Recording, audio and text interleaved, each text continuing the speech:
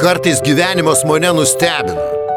Vienos durys užsiveria tyliai, beveik nepastebimai ir iš pradžių skausmas tingdo širdį, nes galvojau, kad ten buvo mano kelias, mano galimybė, mano namai. Bet tada toje pačioje erdvėje, kur baigėsi kelias, gali išvysti kitą durų angą.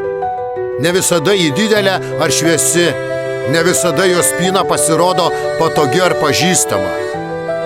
Tačiau tai durys į naują pradžią, į naujas galimybės, kurios laukia tyliai, kol aš dar nebuvau pasiruošęs jų pastebėti.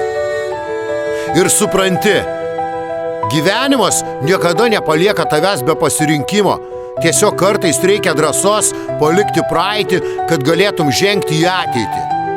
Kartais uždarytos durys tai ne pabaiga, tai ženklas, kad kitos durys jau laukia, kad tavo kelias tik prasideda iš naujo. Real Dreams.